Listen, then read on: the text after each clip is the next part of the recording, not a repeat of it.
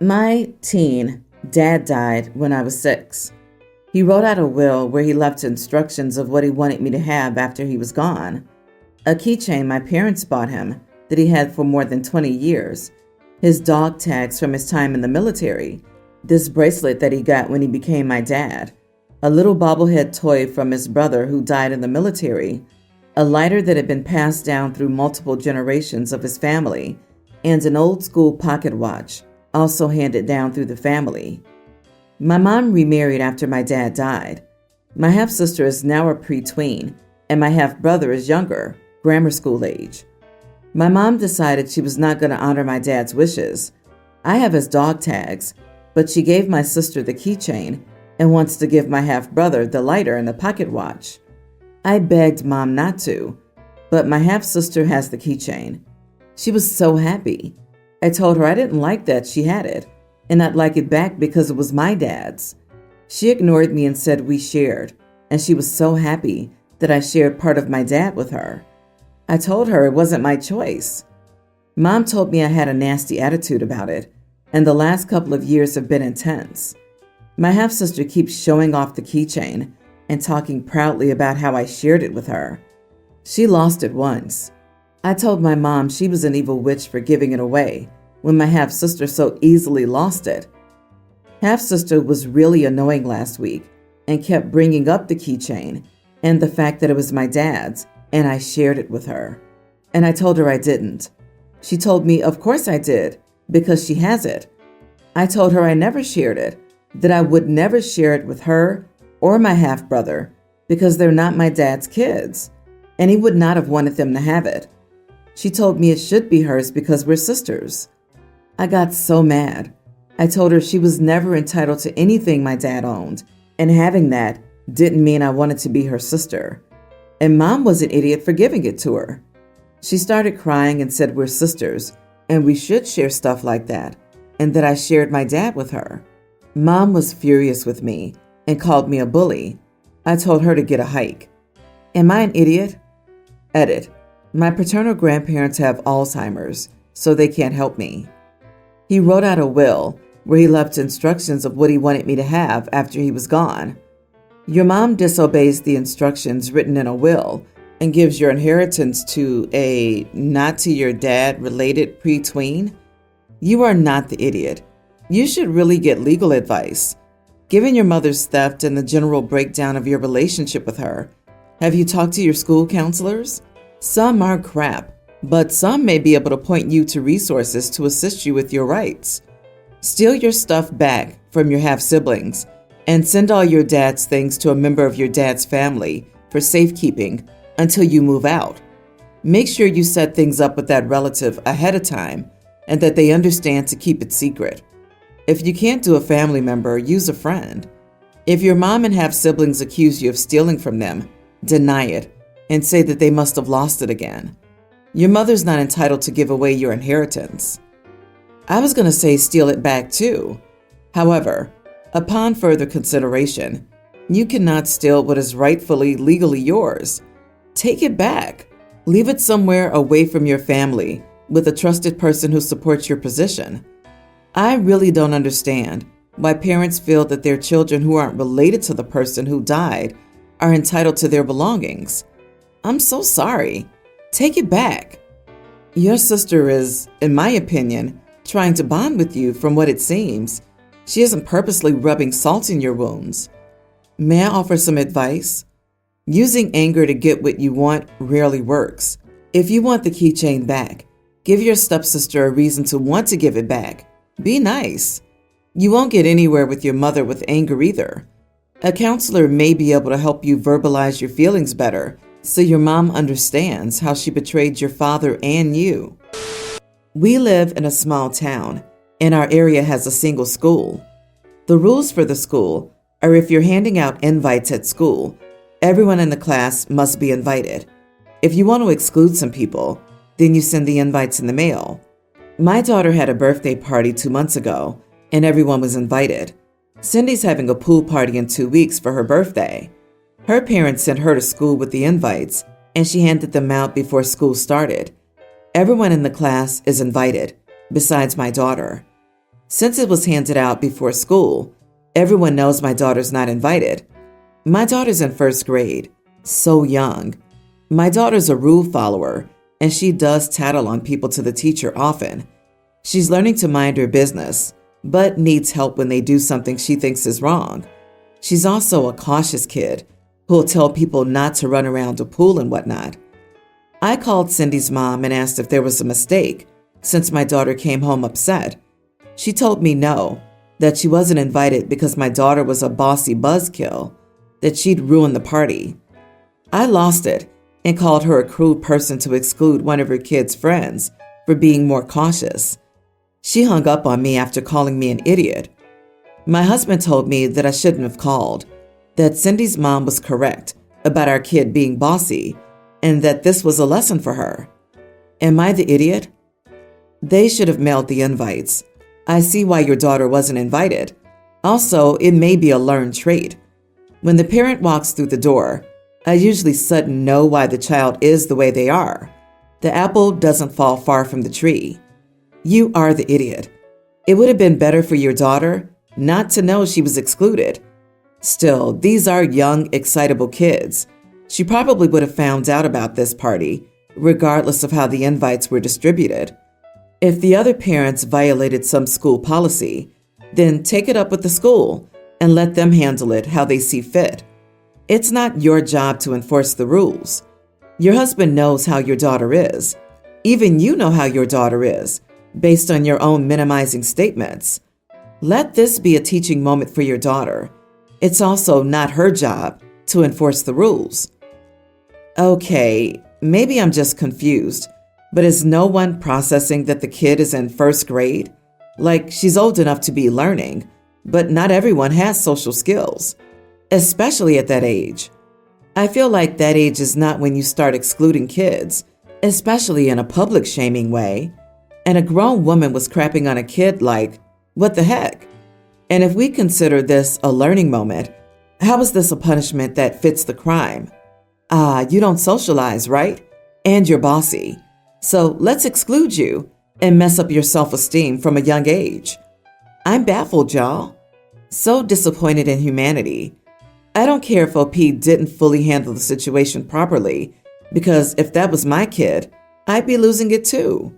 You are not the idiot. So I, 45 male, have a half-sister, Alyssa, 37, who's about 350 pounds and is obese. Alyssa's been discussing getting gastric sleeve surgery for the past year or two to help her lose weight. For those who don't know what it is, it's a surgery where they essentially shrink the size of your stomach, and you can lose up to 50% of excess body fat within a year or two of the surgery. I know it's been extremely difficult for her to lose weight, and I'm very happy that she wants to look into different methods to help her gain control of her life again.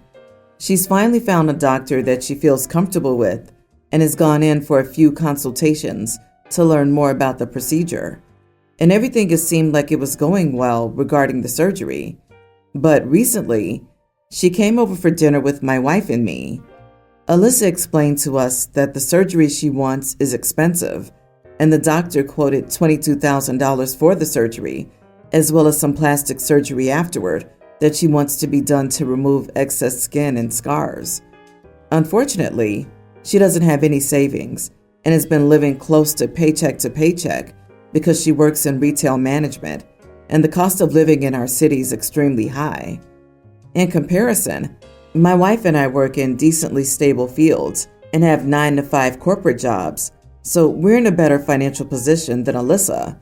So she asked us if we could pay for her gastric sleeve surgery and the plastic surgery afterward, too, because she couldn't afford it, and our parents also couldn't help her financially. After speaking with my wife privately, we decided that we couldn't pay for it without changing our current lifestyle, but we'd be willing to put $5,000 toward the procedures, and we could take care of her pets during the recovery period. Alyssa has been extremely cold to us since we told her this, and is now bad-mouthing my wife and me for not helping her have a necessary life-changing experience and prioritizing our current lifestyle over her health. I think she feels as if I'm holding her back from living her life to the fullest or healthiest, My parents have even called, saying that maybe we can pull our son, Teen, out of his private school, which costs a similar amount for a year, and put that money towards Alyssa's health. My wife immediately turned them down, saying this would disrupt his education and mental health, and we will not be doing this. Now we're the idiots of the family, and everyone thinks we're greedy snobs. I want my sister to get healthier, but I think we've already offered enough cash and our time if needed. Am I the idiot? Not the idiot. Perhaps instead of pulling your child out of his school, your parents can sell their home and rent something cheaper, or get a home equity loan, or your sister can get a personal loan. Or instead of running her mouth, she could start walking her body. Boy, she may have to before she can get surgery. I don't know the cutoff, but I do know that doctors won't perform this surgery on patients over a certain weight because the risk of complications is much higher. It baffles me how people can be so entitled. Your offer was more than generous. Here's the beautiful irony of these brutalist surgeries too. If the patient can lose enough weight to get it, they could, in theory, keep those habits up to lose the weight without surgical intervention.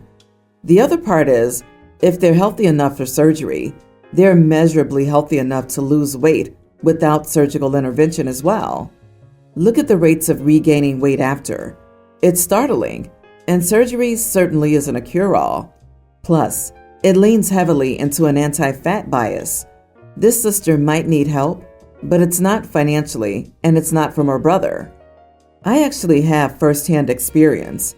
I had the same surgery last year, and I think your sister's trying to trick you for money. I can't compare my costs because I don't know what country you're in, but what I do know is that it's highly unlikely that there's a reputable plastic surgeon in the world that would prepay for the plastic surgery part now. The $5,000 you gave her should pay for 50% of her surgery, even in the USA. Plastic surgery after that is just a bonus. So sister's story seems fishy.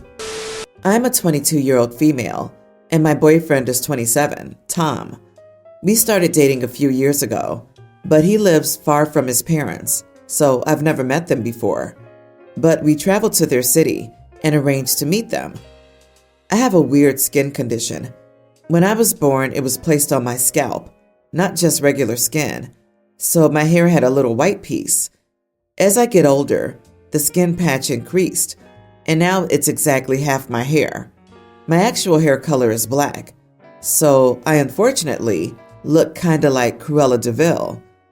Anyway, we were driving to his parents' house yesterday. Tom asked me if I had a scarf, wig, or something to hide my hair, and I said no. He hadn't said anything about covering it before, and I know it's not for religious reasons to cover hair. I asked him why he wanted me to cover it, and he said he didn't want his parents to see it yet. They had to get used to me first, before revealing something like that. I told him I wasn't going to cover it, and so he got a bit testy. When we arrived at his parents' house, they stared, and it wasn't the most enjoyable experience, but they seemed to like me nonetheless.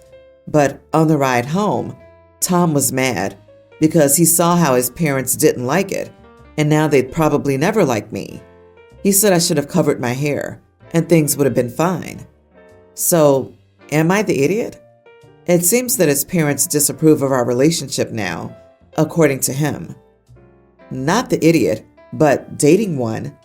Tom cares more about his parents' perceptions of your hair than about you and your feelings. This won't change until you confront him or you leave him. For goodness sake, if you were the wrong skin color, would Tom have asked you to cover that too? Do with that information what you will.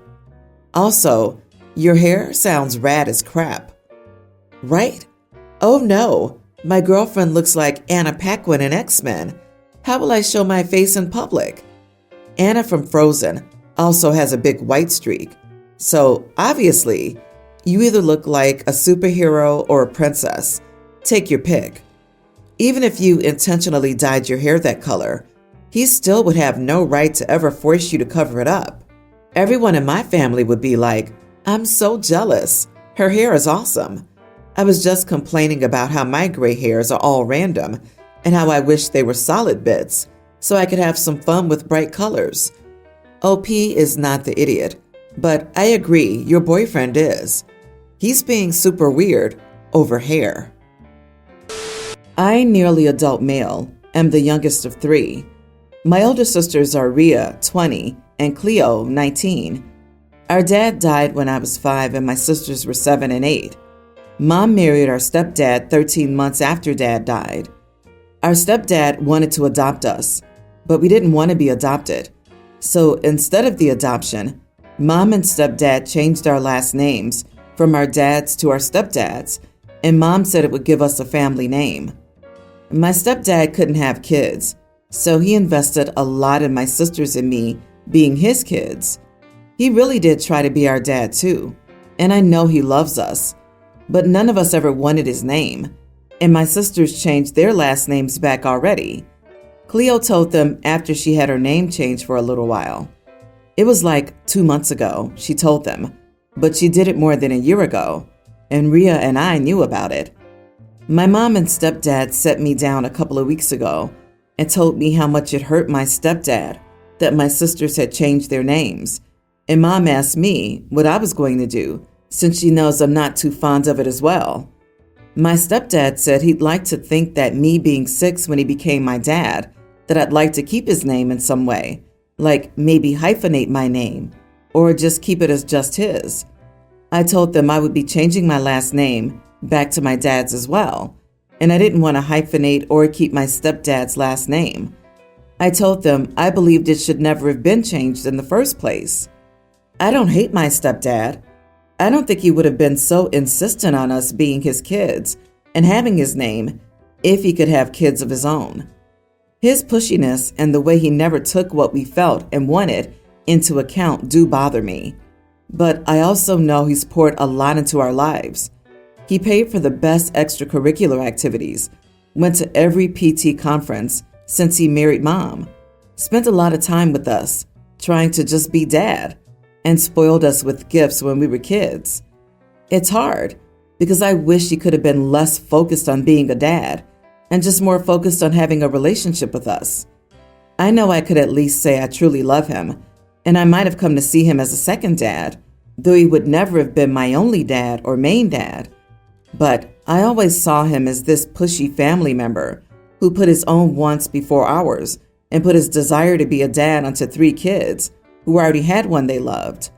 When I said I was changing my name back, my stepdad left the room, and my mom told me I'd been pretty much a baby when he came into my life.